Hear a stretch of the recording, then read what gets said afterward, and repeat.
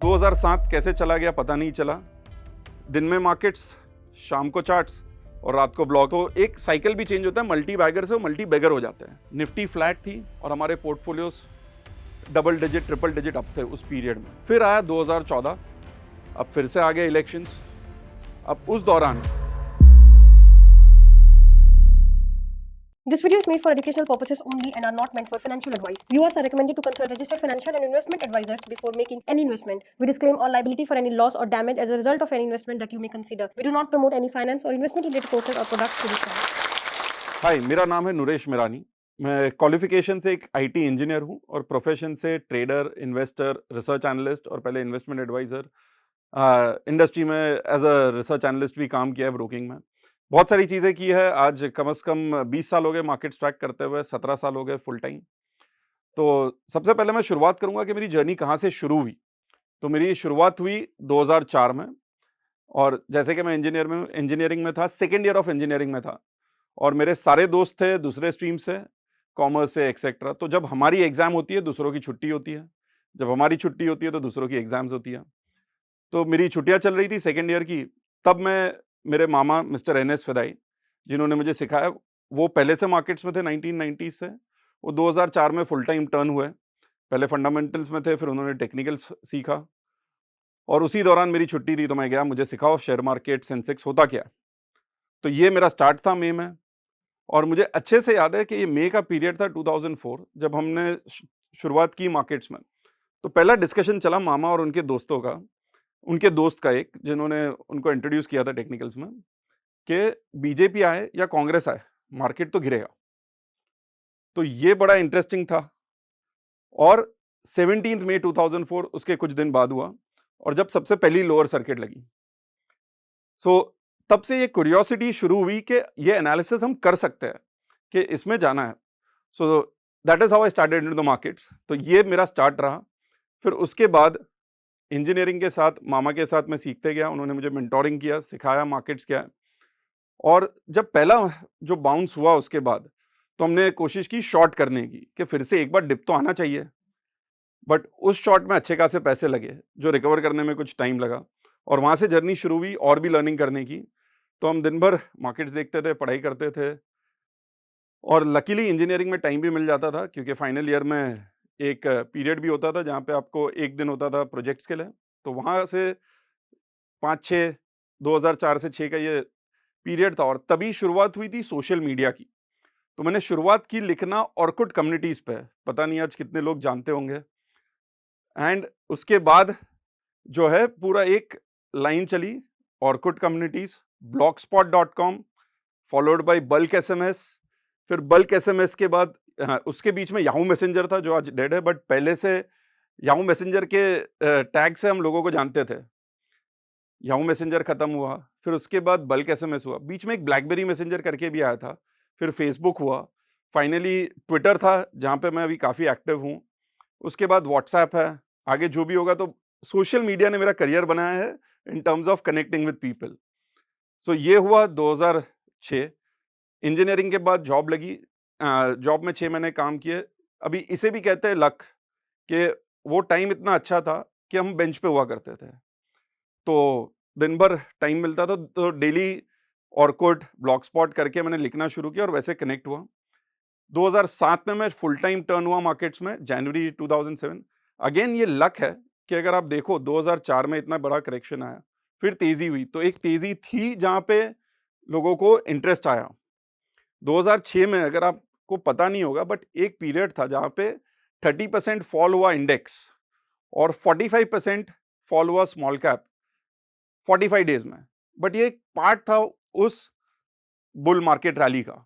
फिर 2007 में गए, बाजार में हमने काफ़ी मूवमेंट्स देखी, और मोमेंटम ज़बरदस्त था। तो वहाँ पे काफ़ी मल्टी बैगर्स बने, जहाँ पे थीमेटिक था, कोई एजुकेशन कंपनी, कोई नेचुरल रिसोर्सेज कंपनी, किसी कंपनी की लैंड थी, और ये टाइम बहुत ज़बरदस्त था। तो 2007 कैसे चला गया पता नहीं चला। दिन में मार्केट्स, शाम को चार्ट्स और रात को ब्लॉग। तो ऐसे करके दिन निकल जाता था। वो पीरियड इतना बिजी था कि आईपीएल शुरुआत हुई पर जा ना पाए, राइट। सो ये डिफरेंस था। कट टू 1 साल की जोरदार तेजी, और आया 2008।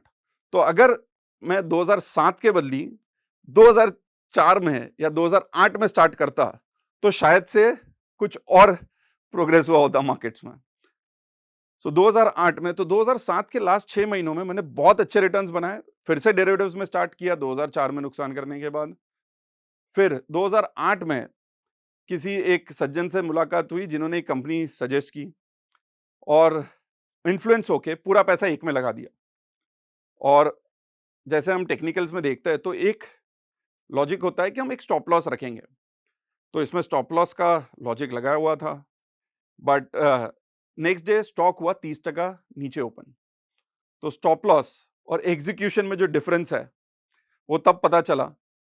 उस दिन मैं मेरे सारे मिड कैप्स और स्मॉल कैप्स बेच पाया, बट ये जो एफएनओ में स्टॉक था वो 30% खुला नीचे और अगले 2 दिनों में टोटली वो 50-60% डाउन था। नाउ ये था 2008। अब लकीली क्योंकि मुझे टेक्निकल एनालिसिस आता था और टेक्निकल एनालिसिस में बिलीफ था, बाय मिड ऑफ 2008 मैं काफी पूरा कैश में चला गया था। तो ये जितने भी जो मल्टी बैगर थे वो एक लेवल के बाद पोर्टफोलियो से निकल गए और कैश हो गया।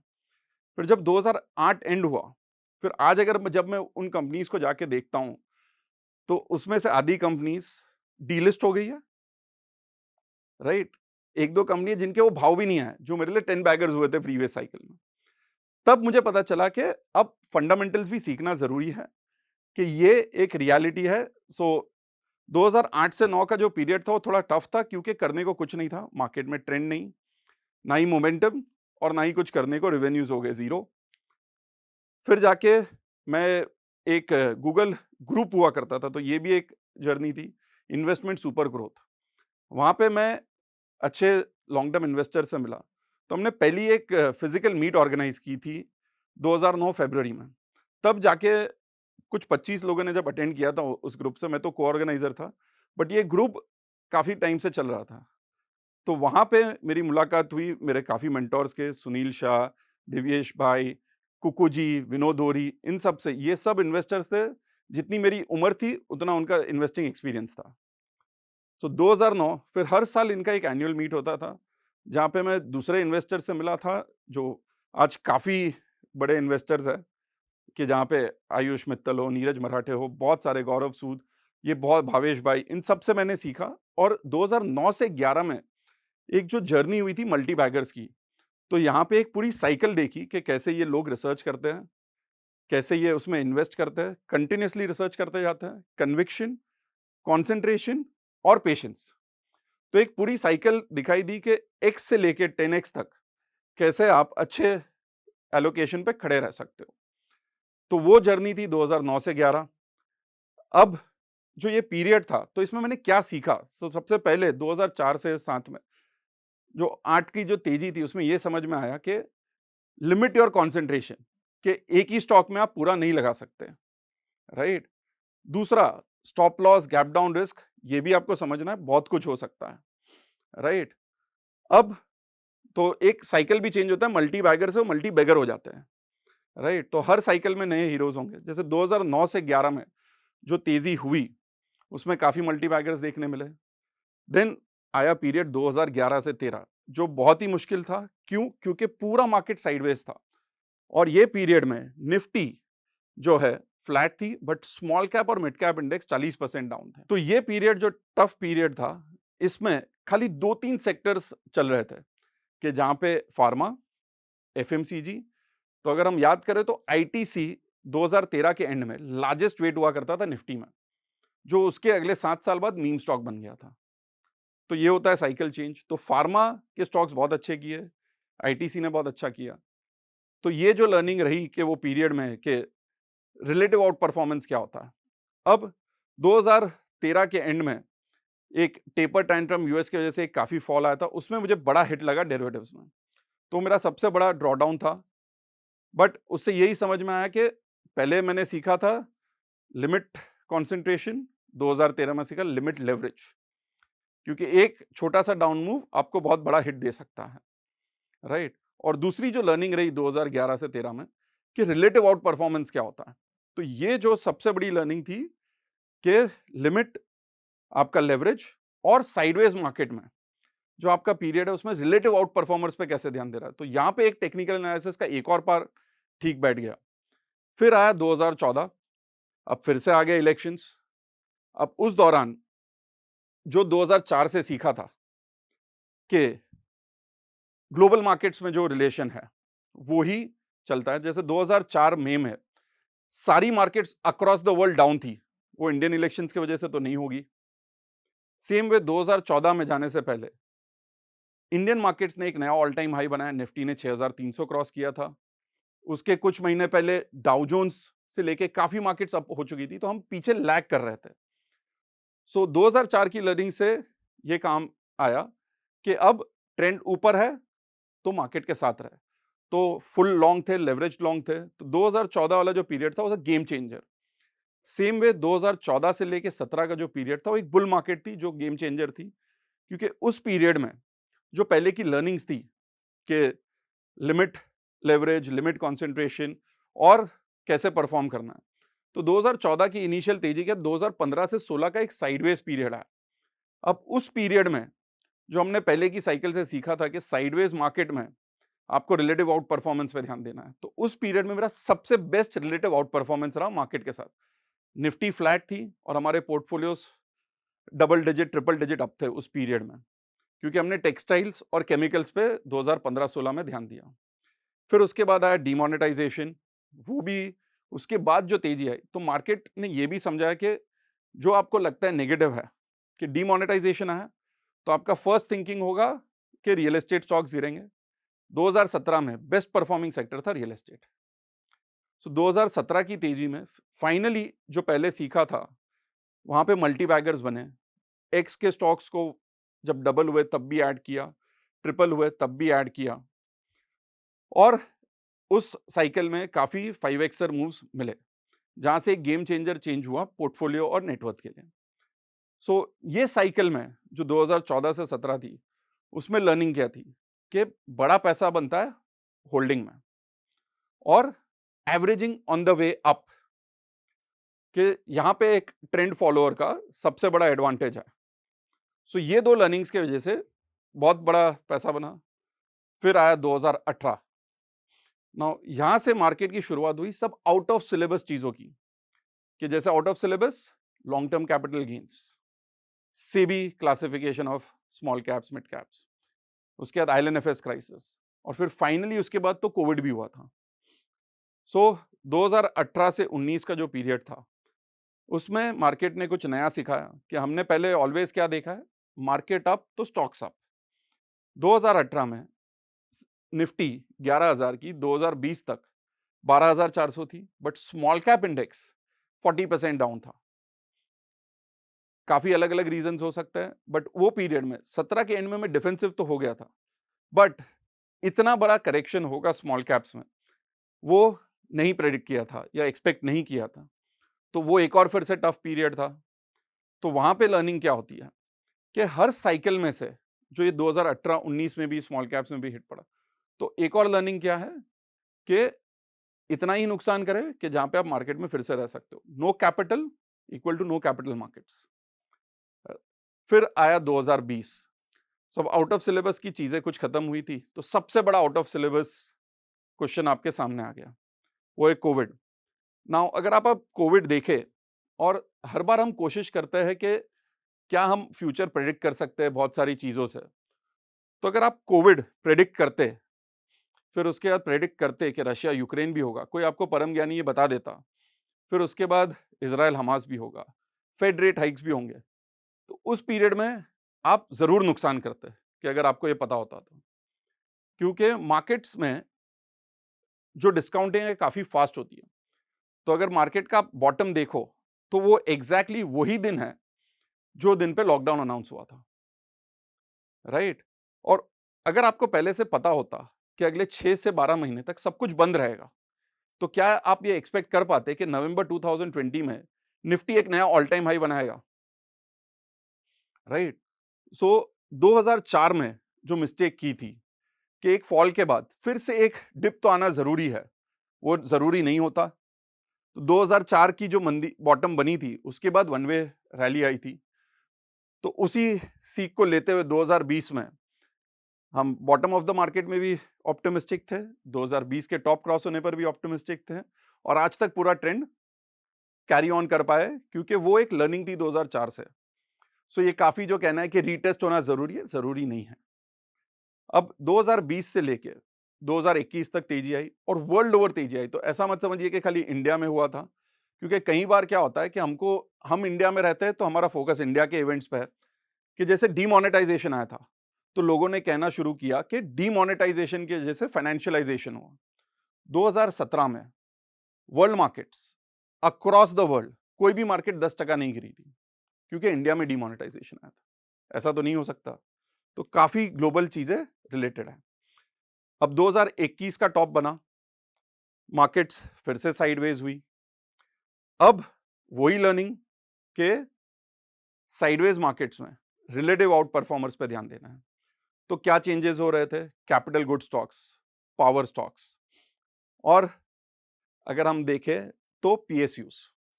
तो ये पूरे में जब सितंबर 21 में मार्केट्स ने टॉप किया, अगले 3 महीने में ये सेक्टर्स ने नए ऑल टाइम हाइज बनाए, और वही सेक्टर्स अगले 2 साल तक लीडिंग सेक्टर्स थे।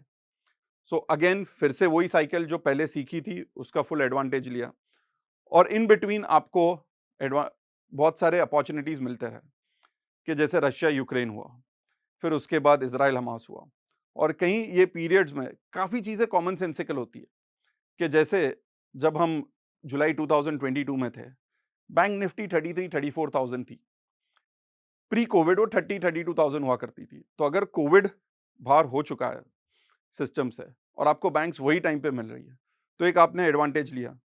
तो ये होता है कि टेक्निकल्स और कॉमन सेंस को यूज किया, बट सिंप्लिसिटी जरूरी नहीं है। कि जैसे 2014 में मैंने एक रिपोर्ट निकाली थी, Indian elections do they change trends, 65 page की रिपोर्ट थी, बट रियलिटी क्या थी? सिंपल टेक्निकल, कि हमने एक ऑल टाइम हाई बनाया हुआ है। बट वही चीज को आपको 2004 का भी डेटा देखना है, 9 का भी डेटा देखना है टू कन्विंस, राइट? मैं इसलिए कह रहा हूं क्योंकि अगले साल इलेक्शन है, फिर से आपको वही डेटा देखना हो। अब ये हुई मेरी मार्केट की जर्नी। बहुत सारे पीरियड्स थे जहां पे बहुत सारी लर्निंग्स हुई। तो 2020 टू 2023 में क्या लर्निंग रही? तो सबसे पहली लर्निंग जो रही ये पीरियड में, वो ये थी कि बी ऑप्टिमिस्टिक। क्योंकि अगर बाजार में लॉन्ग टर्म में आपको पैसा बनाना है या इवन शॉर्ट टर्म में कोई ट्रेंड करना है, तो आपको ऑप्टिमिस्टिक रहना बहुत जरूरी है। सो दूसरी जो लर्निंग रही वो था डोंट फोकस ऑन इंडेक्स। क्योंकि अगर हम देखें बहुत बार हर साइकिल में, जैसे 2018 से 19 में निफ्टी अप सब कुछ डाउन, 2023 में हमने देखा निफ्टी फ्लैट सब कुछ अप, राइट, रिलेटिवली। 2021 से 22 में भी हमने देखा कि अगर आप खाली इंडेक्स देखते हैं तो आप पूरा कैपिटल गुड्स, पूरा पीएसयूज, पावर, बहुत सारे सेक्टर जो है मिस कर जाते हैं। सो ये रही लर्निंग्स ये साइकिल की। सो अब मैंने आज 40 की उम्र होने आई है, 20 साल मार्केट्स को ट्रैक किया है, 17 साल फुल टाइम रहा हूं। तो मेरी कौन सी की लर्निंग्स है to survive longer in the markets, तो मैं उस पर शुरुआत करता हूं। सबसे पहले अर्निंग्स एंड लर्निंग्स। तो जब आपका early part of the career है, तब आपको लर्निंग पे फोकस करना है और अर्निंग पे फोकस करना है। अर्निंग आपकी जॉब से हो सकती है, लर्निंग आपकी बहुत सारी चीज़ों से हो सकती है, राइट? प्रॉब्लम क्या है कि जैसे मैंने क्रिकेट कोचिंग अटेंड की थी जब मैं स्कूल में था, तो सबसे पहले 4 दिन भगाते हैं, फिर एक्सरसाइज कराते हैं, फिर फील्डिंग कराते हैं, फिर नॉकिंग कराते हैं, और एंड में जाके बल्ला हाथ में दिया जाता है, और उसके बाद भी आपको उठा के चौके छक्के नहीं मारना है। बट मार्केट में आते ही क्या होता है, आपको भी एंट्री है जस्ट पैन कार्ड और चेकबुक के साथ, तो आपको पहले दिन से चौके छक्के ही लगाने हैं, और वहीं पे छक्के छूट जाता है, राइट? सो सबसे पहले, क्योंकि अर्निंग्स कंपाउंड करना बहुत इजी है, कैपिटल कंपाउंड करना उतना इजी नहीं है। और अगर लो बेस से शुरू करोगे तो अगर आपकी कंपाउंडिंग अच्छी भी हो तो भी कॉर्पस बड़ा नहीं होगा। Second learning, no capital equal to no capital markets. तो ये मेरे मामा का कहना है कि अगर कैपिटल है तो कैपिटल मार्केट्स में रह पाओगे। तो आपको हर बैड साइकिल में, चाहे वो मार्केट की हो या आपकी हो, आपका ड्रॉडाउन इतना होना चाहिए जिससे आप मार्केट में रह सको। तो यहाँ पे प्रॉब्लम क्या होता है कि जो रिटेल इन्वेस्टर है, दो वे में नुकसान करता है। एक होता है लेवरेजिंग, जहाँ पे अनशन लेवरेज ले लिया आपने, futures, options, margin trading, intraday, जहाँ पे आपका लेवरेज बहुत ज़्यादा है और नुकसान होता है। और दूसरा है एवरेजिंग, कि जहाँ पे हमने देखा है ओवर द ईयर्स कि अगर एक एयरलाइन कंपनी बंद भी हो जाती है तो रिटेल इन्वेस्टर्स 0% ऑफ इक्विटी से 12% ऑफ इक्विटी हो जाता है, तो बेल आउट करता है। इसका रीजन क्या है? क्योंकि हम डेली लाइफ में जो चीजें खरीदते हैं उसकी वैल्यू अगले दिन कम होती है, तो हमें डिस्काउंट की आदत पड़ गई है कि हमें लिवाइस की जीन्स लेनी है डिस्काउंट पे जाकर, आपको गाड़ी लेनी है तो डिस्काउंट पर। तो आपके लिए अगर 100 रुपए की चीज मिलती है 50 में, तो एक वैल्यू बाई है। क्यों? क्योंकि 95% जो हमारा एक्सपेंस है वो डिप्रिशिएटिंग है। सो मार्केट में भी वही चीज करने जाते हैं कि 100 की चीज 50 हो जाए तो अंडर वैल्यूड है, रिसर्च नहीं, कुछ नहीं। बट 100 की चीज 150 हो जाए, जबकि उसमें आपके रिटर्न्स एक बार चांसेस ज्यादा है। सो वी आर चीपोस इज, जो मैं कहता हूं कि वो आदत है हमारी, राइट? अब हो गया सेकेंड लर्निंग। थर्ड लर्निंग है cash flows and multiple sources of income. क्योंकि अगर आप मार्केट्स में हो, सो जैसे मैं मल्टीपल चीजें करता हूं और काफी साइकिल्स आती है कि जहां पे अगर आपका कॉर्पस ग्रेट नहीं है, राइट, तो cash flows will be hit. तो जैसे फुल टाइम ट्रेडर बनना है, फुल टाइम इन्वेस्टर बनना है, तो कैपिटल सबका छोटा है, राइट? तो मैं कई लोगों को यही कहता हूं कि मेजॉरिटी लोगों को ट्रेडर इन्वेस्टर बनने की जरूरत ही नहीं है। आप सेविंग्स करो, कंपाउंड करो, क्योंकि कैपिटल आ भी जाएगा तो रिस्क एपेटाइट तो फ्री नहीं आएगा, राइट? अगर आदमी को ₹100 कमाना है तो 5 से 10 गुना कैपिटल होनी चाहिए, राइट? बट वो कैपिटल पे ट्रेड करने का रिस्क एपेटाइट तो ऐसे ही नहीं आता है। तो multiple sources of revenue till the time you don't reach a large corpus is ideal. So the last learning is investing in trading का कॉम्बिनेशन। सो जैसे मैंने शुरुआत की एज अ टेक्निकल एनालिस्ट, फिर फंडामेंटल्स भी सीखे, बहुत लोगों से मिला, बहुत पॉडकास्ट किए, बहुत सारी चीजें की ओवर द इयर्स और लर्निंग्स ली, तो ये समझ में आया कि एक कॉम्बिनेशन चाहिए। So trading is to create income and capital, investing is for wealth creation. So इसलिए मैं दोनों चीजें करता हूं साथ में, और मेरा एक स्टाइल है टेक्नो फंडा का। बट ओवरऑल फंडामेंटल से ये देखना है कि कौन सी कंपनीज में मुझे ट्रेड करना है, इन्वेस्ट करना है, और टेक्निकल से टाइमिंग, और टेक्निकल से टाइमिंग होता है मार्केट्स का भी। सो आइडियल कॉम्बिनेशन अगर एक इन्वेस्टर के लिए है तो trading to create capital, investing to grow that capital. अब मैं फाइनली एंड करूंगा द इंडिया स्टोरी, कि जैसे मैंने बोला ऑप्टिमिस्टिक रहना बहुत जरूरी है। सो आज अगर हम देखें जो चेंज हुआ है कि पहली बार 2007 के बाद एक पार्टिसिपेशन बढ़ा है, number of demat accounts increase हुआ है। बट आज अगर हम इसको फ्लो के नंबर पे देखें, राइट, तो आज 18,000 करोड़ का मंथली सिप है, जो बन जाता है 2 लाख करोड़ साल का। 50,000 ईपीएफओ इन्वेस्ट करती है मार्केट्स में, 50,000 मिनिमम एलआईसी करता है, तो 3 लाख, 3.5 लाख करोड़ का एक डिफॉल्ट इनफ्लो हो गया है मार्केट में। अपने मार्केट का मार्केट कैप है 350 लाख करोड़ रफली, तो रफली 1% of the market is getting invested. अब यही जो नंबर था ये बहुत ही डिफरेंट था 2008 में, कि जब 60 से 90 हजार करोड़ की सेलिंग आई थी एफआईआईएस की, राइट? आज हम ये देख रहे हैं कि domestic institutional inflows is greater than FII inflows. ये पहली बार हुआ। आज जो अगर 100 शेयर हो इंडिया में, तो 45 से 50 प्रमोटर के पास है, 18 से 20 एफआईआईएस के पास है, 12 से 14 डीआईएस के पास है। अगर ऐसे ही फ्लो रहा तो इवेंचुअली हम फाइनली ये स्टेज पर भी पहुंचेंगे जहां पे डोमेस्टिक इंस्टीट्यूशनल इन्वेस्टर्स की होल्डिंग एफआईआईएस से ज्यादा होगी। सो ओवरऑल अगर हमने जो लास्ट 20 साल में देखा है कि being optimistic on India, being optimistic and being bullish on India, इसी वजह से ही आप एक ट्रेंड में पूरा पार्टिसिपेट करते रहोगे। नहीं तो हमारी जो सोच रहती है कभी पेसिमिस्टिक, कभी प्रैक्टिकल होने की, उसके वजह से आप पूरा ट्रेंड राइड नहीं कर पाते। तो and the presentation, be optimistic.